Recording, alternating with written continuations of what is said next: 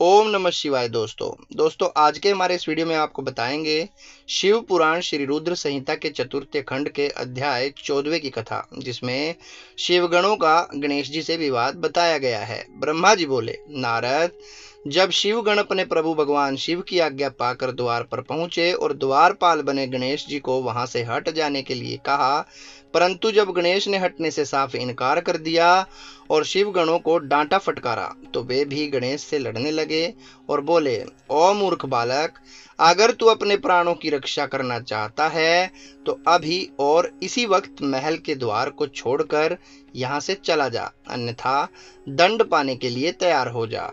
यह देखकर गणेश जी को क्रोध आ गया और वे बोले, कठोरता पूर्वक शिवगणों से बोले कि तुम इसी समय यहाँ से दूर चले जाओ, वरना मेरे क्रोध को भुगतने के लिए तैयार हो जाओ। गणेश की बातें सुनकर शिवगण हंसने लगे।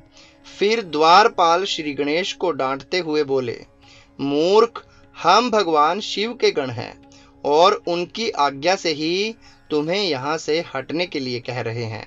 अब तक तुम्हें बालक समझकर हम छोड़ रहे थे, परंतु तुम तो बहुत ही हठी बालक हो, जो मानने को बिल्कुल भी तैयार नहीं हो। अभी भी कहते हैं कि शीघ्र ही यहाँ से हट जाओ, अन्यथा मार दिए जाओगे। शिवगणों के इन वाक्यों को सुनकर गणेश जी अत्यंत क्रोधित हो गए। उन्होंने शिवगणों को डांटा और धमकाकर वहां से भगा दिया। उनके इस प्रकार डांटने से शिवगण भयभीत होकर वहां से भागकर भगवान शिव के पास वापस आ गए। वहां जाकर उन शिवगणों ने अपने स्वामी भगवान शिव को जाकर सारी बातें बता दी। यह सुनकर भगवान शिव ने क्रोधित होकर श्री गणेश को द्वार से हटने का आदेश अपने गणों को दिया। शिवगण पुनः द्वार पर पहुंचे और गणेश को हटने के लिए कहने लगे, परंतु गणेश ने वहां से हटने से साफ मना कर दिया।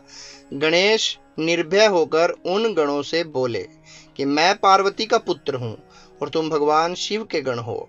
हम दोनों ही अपनी अपनी जगह अपने अपने कर्तव्य का पालन कर रहे हैं।